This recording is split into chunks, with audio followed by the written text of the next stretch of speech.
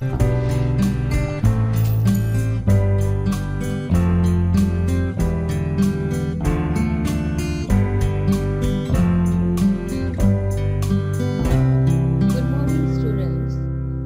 we are going to see in Five Kingdom system, the Kingdom Monera we have started. In Kingdom Monera, just again I revise the features and we will start with the next category of these, that is the bacteria. So Monera, we have seen the size, then how the size microscopic unicellular prokaryotic, then occurrence we have seen omnipresent and they are found in all environment. Then nucleus kasa आहे, well defined, that is not well defined nucleus in case of the that is the Monera, that is prokaryotic. That's why DNA exists as a simple double stranded circular single chromosome. Plasmidचा काल role सांगितला होता मी तुम्हाला की that is it is called as a plasmid. Cell wall कशी आहे, made up of peptidoglycan. This is the polymer of sugar and amino acid. Then membrane bound cell organelles. These like mitochondria, chloroplast, endoplasmic reticulum are absent, but ribosomes are present, which is smaller in size. Ribosome is actually a protein synthesizing machine. So proteins are very important. So any living organism have to synthesize catabolism, anabolism. हे आपण पहिल्या lecture मध्ये घेतलं होतं. That overall it is called as the metabolism. Metabolism मध्ये catabolism होते आणि अनाबॉलिझम होते. अनाबॉलिझम म्हणजे होते सिंथेसिस.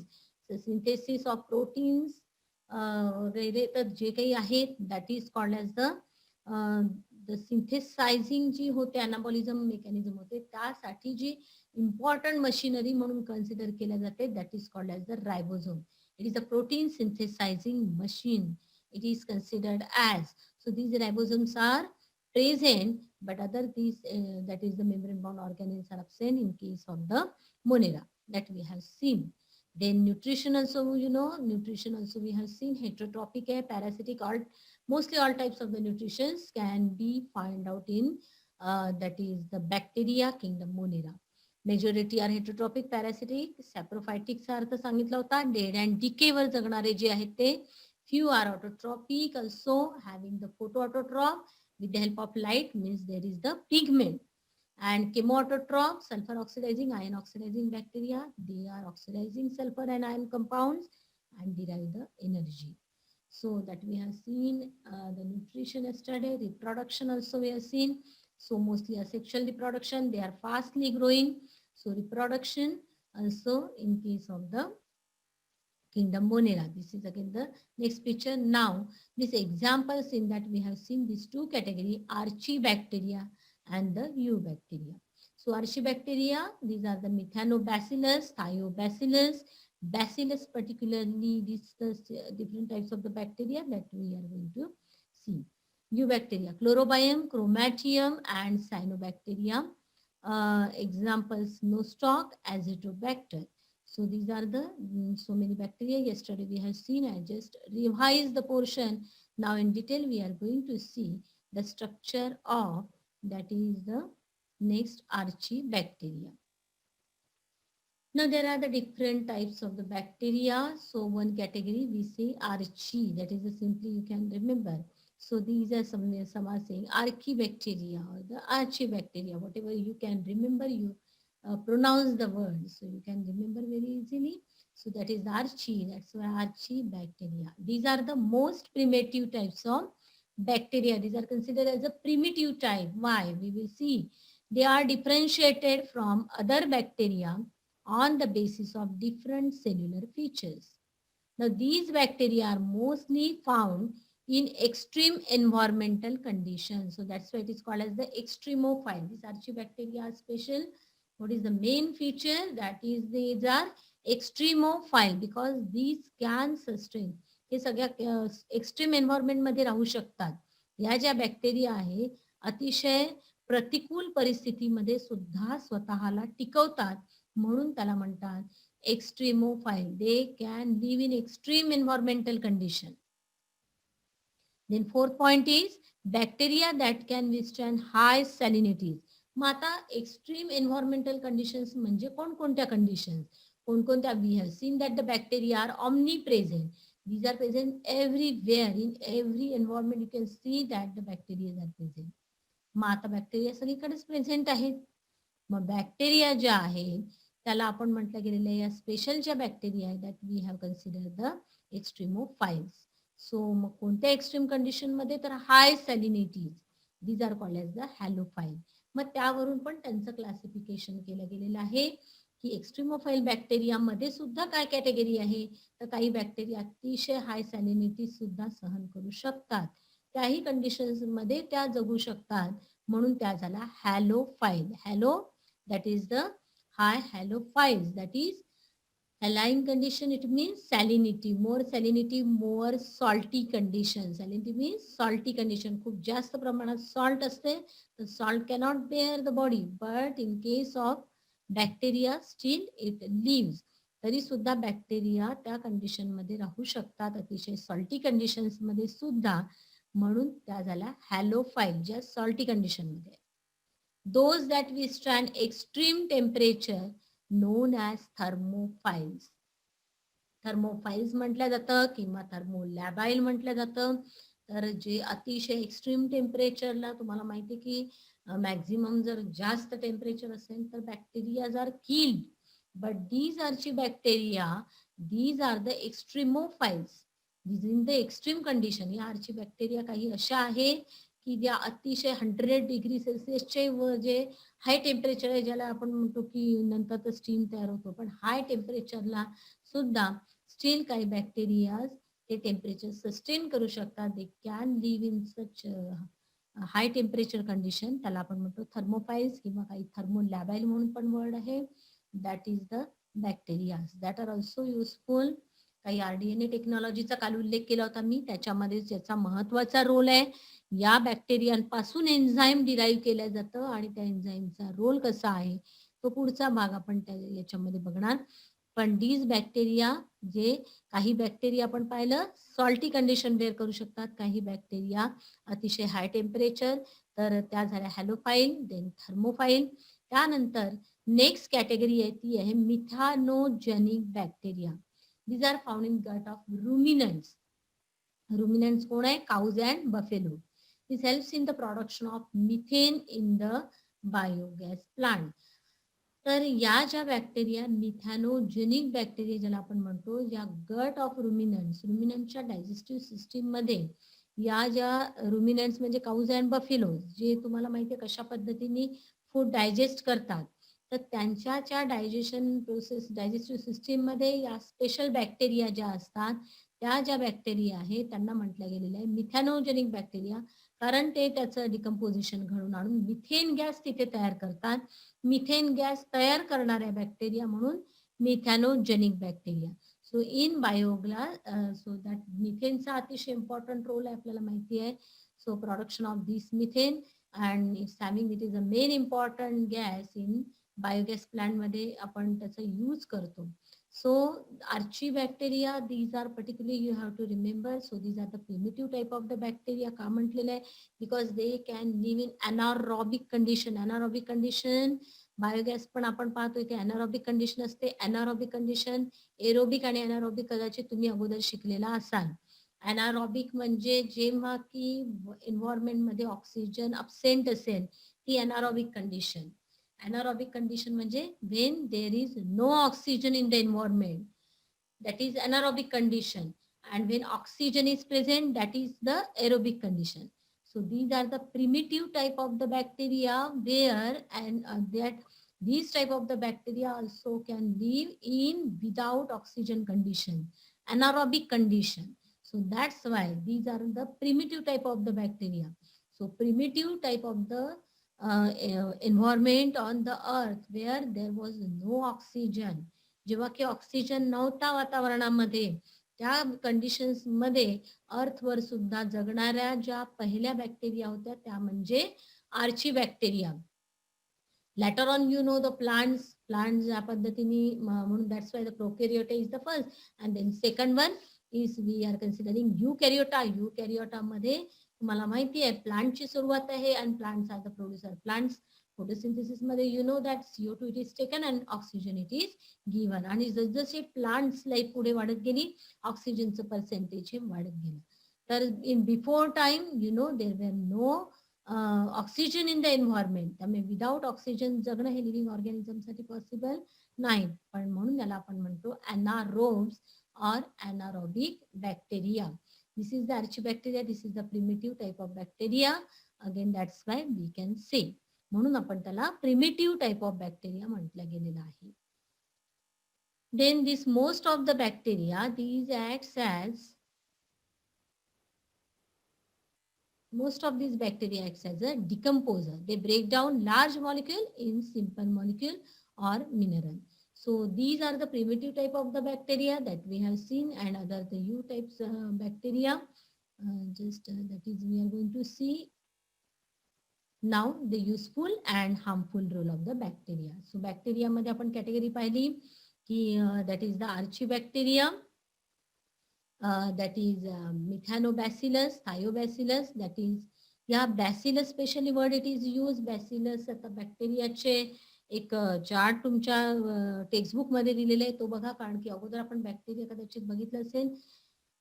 त्याच्यामध्ये वेगवेगळे शेप्स आणि साइजेस बॅक्टेरियाचे दिलेले आहेत. बॅक्टेरियाच्या ज्या रॉड शेप असतात पर्टिक्युलरली त्याला म्हटलं गेलेलं आहे बॅसिलस. तर आता इथे डायग्राम्स नाही पण exactly you can see the textbook. त्या टेक्स्टबुक मध्ये वेगवेगळे शेप दाखवलेले आहे बॅक्टेरियाचे आणि त्याच्यावर वेगवेगळ्या शेपनुसार त्याची वेगवेगळी नावं आहे. फॉर एक्झाम्पल बॅसिलस बॅक्टेरिया कोणाला म्हणतो, ज्याचा शेप हा रॉड सारखा असतो त्याला आपण म्हणतो बॅसिलस. ज्या की सर्क्युलर बॅक्टेरिया आहे त्या सर्क्युलर बॅक्टेरियाला म्हटलं गेलेलं आहे कॉकस बॅक्टेरिया. हे स्पायरल अशा बॅक्टेरिया आहे, स्प्रिंग सारख्या जसं स्ट्रक्चर स्पायरल स्ट्रक्चर स्पायरिलम बॅक्टेरिया. अशा वेगवेगळ्या प्रकारच्या बॅक्टेरिया शेप आणि सायझेस नुसार त्या वेगवेगळ्या कॅटेगरीच्या बॅक्टेरिया आपण कन्सिडर करतो. Coccus is a circular bacteria, bacillus is a rod shape bacteria. So methanobacillus, जिथे बॅसिलस शब्द वापरलेला आहे particularly, so you can consider the shape. तिथे तुमच्या टेक्स्टबुक मध्ये तो कॉलम दिलेला आहे की शेप कसा आहे आणि त्याच्यावरून त्याचं नाव. जर रॉड शेप असेल तर त्याला बॅसिलस म्हणतो, सर्क्युलर शेप असेल तर त्याला आपण म्हणणार कॉकस, स्पायरल सारख्या असतील तर दॅट इज द स्पिरिलियम. तर अशा पद्धतीने त्याची नावं आहे. त्यामुळे सर्क्युलर बॅक्टेरिया म्हटलं तर लक्षात घ्यायचं, रॉड शेप म्हटलं तर लक्षात घ्यायचं, हे नाव तिथे लागलेलं असेल. आता या आरची बॅक्टेरिया कशा आहे, बॅसिलस आहे. This is the bacillus, methanobacillus, thiobacillus. The archibacteria, these are the primitive because they exist in the environment without oxygen. तर त्या कंडिशन्स मध्ये आणि एक्स्ट्रीमोफाईल म्हणून त्याला दुसरे इक्वेशन जोडा की आर्ची बॅक्टेरिया आर द एक्स्ट्रीमोफाईल. एक्स्ट्रीमोफाईल मध्ये कोणत्या कंडिशन, हॅलो म्हणजे सॉल्टी कंडिशन्स, त्यामुळे हॅलोफाईल्स आपण म्हणू त्याला. त्याच्यानंतर थायोफाईल्स थर्मोफाईल्स, दिस इज द थायोबॅसिलस वगैरे एक्झाम्पल्स आहेत वेगवेगळे. थर्मोफाइल्स बॅक्टेरिया एक्स्ट्रीम कंडिशन मध्ये. Overall archaebacteria means that is the extremophile bacteria. These are the examples of this bacteria. Bacillus, that you know the shape of from that bacillus, this term. Then eubacteria काय आहे, फ्लोरोबायम, chromatium, cyanobacteria, nostoc, azotobacter. Nostoc azotobacter हे तुम्हाला माहिती आहे. These are the that is the true bacteria. आहे सगळ्या nitrogen fixing मध्ये आता पुढे आपण पाहणार आहोत युजफुल आणि harmful role of the bacteria. तर आर्ची बॅक्टेरिया नंतर ज्या तयार झाल्या ते that is next is the you bacteria.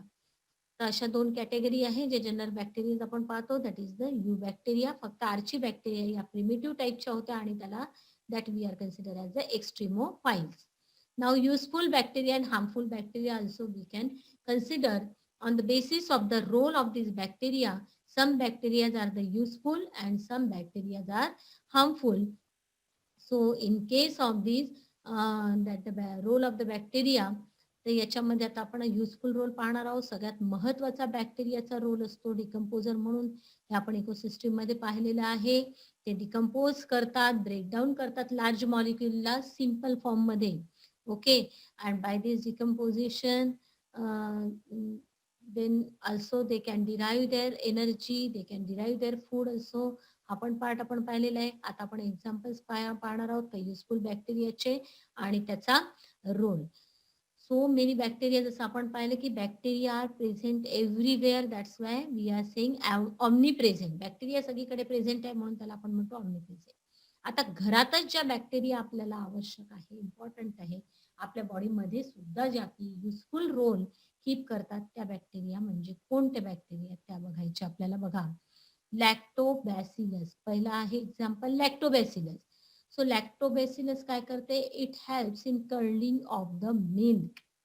Okay, मिल्कचं कन्व्हर्शन कर्ड मध्ये करण्यासाठी ज्या बॅक्टेरिया, ही जी फर्मेंटेशन प्रोसेस आहे, तुम्हाला माहिती आहे milk is converted to curd, हे डे टू डे आपण करत असतो, लावत असतो. इव्हन जे घरी आपण दही लावतो जे ताजं, दॅट इज व्हेरी इम्पॉर्टंट. ते कसं इम्पॉर्टंट आहे ते आपण बघणार आहोत. तर लॅक्टोबॅसिलस, कारण मिल्कचं कर्ड मध्ये कन्व्हर्शन होणं ही कोणती प्रोसेस आहे, एनारोबिक प्रोसेस म्हणतात त्याला, म्हणजेच त्याला फर्मेंटेशन आपण म्हणतो. आणि या फर्मेंटेशन मध्ये कुठल्या बॅक्टेरियाचा रोल आहे, तर lacto, it is related to milk. मिल्कचं कन्व्हर्शन कर्ड मध्ये करते म्हणून या लॅक्टोबॅसिलस. तर या ज्या बॅक्टेरिया आहे या अतिशय इम्पॉर्टंट आहे आणि म्हणून आयुर्वेदामध्ये ताकाला जास्त इम्पॉर्टन्स दिला गेलेला आहे. वी शुड ड्रिंक डेली जे बटर मिल्क आहे, that we should drink it. तर ताकाला खूप जास्त महत्व आयुर्वेदामध्ये का दिलं गेलेलं आहे, किंवा हे जे ताजं दही आहे याला सुद्धा अमृत मानलं गेलेलं आहे for the digestive system. Because digestive system मध्ये जे काही फूड आपण एंटर करतो त्यामध्ये समटाइम्स मी सांगितलं की मेनी टॉक्झिन्स आर देअर, काही कॅन फूड एंटर केलं गेलं किंवा इतर काही फूड एंटर झालं बॉडीमध्ये, त्यामध्ये दॅट इज द क्लॉस्ट्रिडियम नावाच्या हार्मफुल बॅक्टेरिया इंटेस्टाईन मध्ये राहतात. त्या क्लॉस्ट्रिडियम बॅक्टेरियाला या लॅक्टोबॅसिलस किल करतात. हा अजून त्याचा महत्वाचा रोल आहे. सो लॅक्टोबॅसिलस, आणि म्हणून हे ताजं दही जे आहे ते आपली डायजेस्टिव्ह सिस्टीम हेल्दी ठेवण्यासाठी मदत करतात. And that's why this Lactobacillus is very very important. पण जे मग आपण काही जणांना म्हणतात की लगेच आंबट खाल्लं की सर्दी होते, some are avoiding such type of the food, कोणाला ऍसिडिटी होते, कोणाला आंबट खाल्ल्याने सर्दी खोकला होतोय म्हणून मग बरेच वेळा, तर ते जे जास्त फर्मेंटेड झालेलं जे कर्ड आहे ते घेण्यापेक्षा डेली जे ताजं दही आपण ज्याला म्हणतो त्याला इतकं व्हॅल्युएबल इम्पॉर्टन्स आहे, because it helps our digestive system very very healthy. त्यामुळे this is very important role of first bacteria lactobacillus. हा जो घरगुती उपाय आहे त्याच्यामध्ये या लॅक्टोबॅसिलसचा रोल आहे. सेकंड बॅक्टेरिया काय आहे, azotobacter. Azotobacter it helps to fix nitrogen for plants. आता ही नायट्रोजन सायकल जी आहे ती तुम्ही अगोदर शिकलेल्या आहात. नायट्रोजन सायकल कशी होते, नायट्रोजन पासून हे नायट्रोजन कंपाऊंड्स जे सॉइल मध्ये त्याचं डिकम्पोजिशन बॅक्टेरिया करतात. परत that is the ॲझिटोबॅक्टर. Nitrogenous compound जे आहे नायट्रोजन सायकल मध्ये जे आपण पाहिलंय की nitrogen compound in the soil जे आहे ते डिकम्पोज करून त्यातला जो नायट्रोजन आहे तो प्लांटला फिक्स करण्यासाठी या बॅक्टेरिया महत्वपूर्ण आहे. That is called as the azotobacter. किंवा रायझोबियम तुम्ही ऐकलं असेल, दॅट इज द रायझोबियम आहे किंवा ॲझिटोबॅक्टर आहे. It helps to fix the nitrogen for the plant. कारण nitrogen is a very important constituent. नायट्रोजनच्या बेसिसवरच आपण ही लिंक तुम्हाला माहिती आहे, अमायनो ऍसिड जेव्हा लिंक होतात तेव्हा प्रोटीन बनते. प्रोटीनचा बेसिक कंपोनंट कोणता आहे, नायट्रोजन. आणि प्रोटीनमुळे काय होते, ग्रोथ घडवून येते प्लांटची. कुठल्याही लिव्हिंग ऑर्गॅनिझमची ग्रोथ ही कशावर डिपेंड आहे, प्रोटीन्सवर डिपेंड आहे. So protein is a building body component आपण नेहमी म्हणतो. Protein amino, it is made up of amino acid, आणि त्याचा महत्वाचा कंपोनंट आहे nitrogen. So this Azotobacter is the second type of the bacteria, helps to fix nitrogen for plant. Then streptomyces used in the antibiotic production such as streptomycin. This is the different one, but it is included here. Okay, that is you cannot include this one. Streptomyces ला थोडंसं cut कराल. Methanogens, these are used for the production of methane. Just we have seen methane gas जो आहे from डंग, म्हणजे biogas कशा पद्धतीने prepared होतो ती प्रोसेस तुम्हाला माहिती आहे. त्याच्यामध्ये हा जो मिथेन गॅस प्रोड्यूस करण्यासाठी ज्या बॅक्टेरिया आहे त्याला आपण म्हणतो मिथॅनोजन. सम बॅक्टेरिया आणि या ऑलरेडी प्रेझेंट असतात रुमिनंट्स अॅनिमल मध्ये, जस्ट वी हॅव सीन. तर या मिथॅनोजन ज्या बॅक्टेरिया आहे त्या नावातच दिलेलं आहे जेनेसिस. जेनेसिस म्हणजे फॉर्मेशन. कशाचं फॉर्मेशन करतात आहे तर मिथेन गॅसचं फॉर्मेशन करत आहे. कारण हा इम्पॉर्टंट गॅस आहे, इम्पॉर्टंट बर्निंग गॅस आहे, जो बायोगॅसमध्ये यूज केला जातो. त्यामुळे methane is a very important gas. त्यामुळे मोठ्या प्रमाणावर मिथेनचं प्रोडक्शन आजकाल केल्या जातं. तर या जे काही वेस्ट मटेरियल आहे त्यापासूनही जो गॅस प्रोडक्शनची जी प्रोसेस आहे त्याच्यामध्ये मिथेन गॅस बनवला जातो आणि त्यासाठी या मिथॅनोजेनिक बॅक्टेरिया अतिशय इम्पॉर्टंट आहेत. Then Pseudomonas bacteria, this Pseudomonas species and Alcanivorax, that is the Bocomensis. So this Alcyanovhorax you can remember, and Pseudomonas species.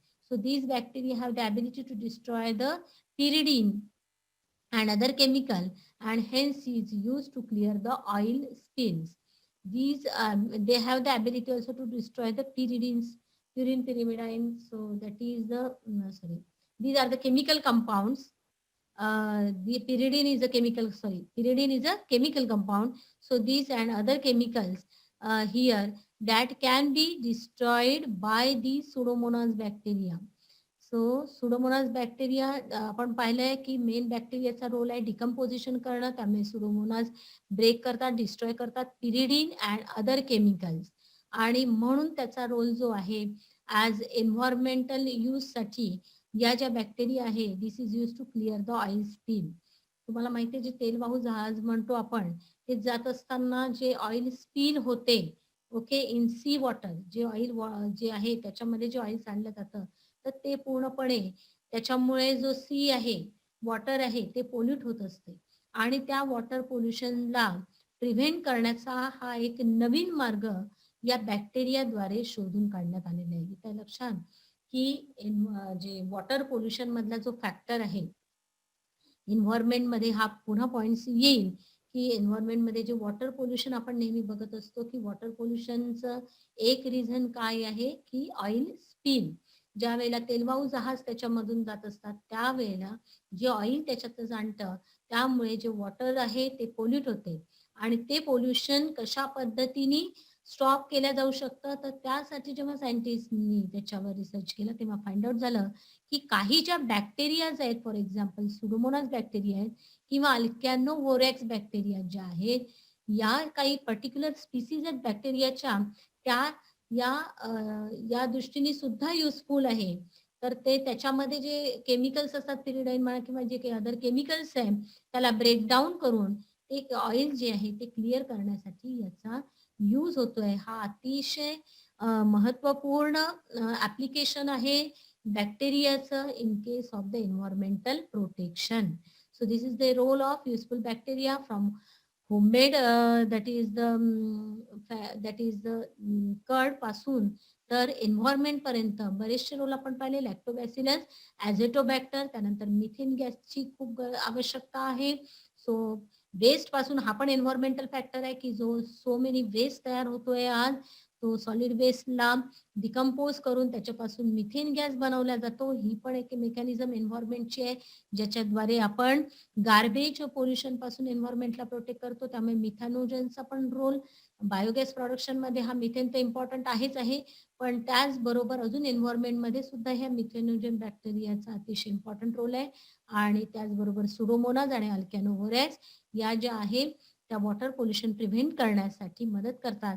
त्यामुळे bacteria these are as they are present we are saying bacteria are omnipresent, they are present everywhere, so they are also having the role also everywhere. त्याचा प्रत्येक ठिकाणी सुद्धा role खूप चांगल्या पद्धतीने आहे. त्यामुळे सम बॅक्टेरिया आर युजफुल. बॅक्टेरिया म्हटलं की जनरली आपल्या डोळ्यासमोर फक्त एकच एक लेबल येते that is the harmful bacteria. Bacteria are always harmful that we always consider, but it is not so. Just we have seen how many uses of the bacteria are there. So without bacteria we cannot live. So that is not possible. In ruminants मध्ये पण आपण पाहिलं की कशा पद्धतीने these bacteria they were and everywhere the role of the bacteria it is there. Fermentation process मध्ये पण bacteria how it keeps the role everything we have seen. आता हार्मफुल रोलमध्ये तुम्हाला माहिती आहे इन नेक्स्ट एखाद्या पुढच्या चॅप्टरमध्ये in 12th standard also there is the health and disease. त्यामध्ये सुद्धा वेगवेगळ्या प्रकारचे डिसीजेस आहेत. तर वेगवेगळ्या प्रकारच्या हे जे पॅथोजन्स हे बॅक्टेरिया कशा पद्धतीने डिसीजेस कॉज करतात हे पण डिटेलमध्ये पुढे घ्यायचं आहे. इथे काही एक्झाम्पल्स आपण पाहणार आहोत कोणकोणते डिसीजेस आहे जे की बॅक्टेरियाने होतात. बॅक्टेरिया जेवढे युजफुल आहेत तेवढेच बॅक्टेरिया हार्मफुल आहेत आणि so many fatal means leading to death अतिशय हार्मफुल असे डिसीजेस जे आहे फॅटल डिसीजेस जे आहे that is cause by harmful bacteria. त्याच्यामध्ये काही लिस्ट आहे बघा. Some diseases like typhoid, cholera, tuberculosis, tetanus हे सगळे बॅक्टेरियल डिसीजेस आहेत. आणि these are some of the examples. There are the different types of the bacteria on the basis of the shape, size, त्याचं जे structure आहे त्याच्यावरून सुद्धा तो कोणत्या प्रकारचा डिसीज कॉज करतोय हे सगळं फाइंड आउट करणं पॉसिबल झालेलं आहे. आणि त्यामुळे that is very easy to give the treatment on the basis of these shapes, sizes of the bacteria on specific disease. आता सम हार्मफुल बॅक्टेरियाचे काही एक्झाम्पल्स आपण पाहणार आहोत.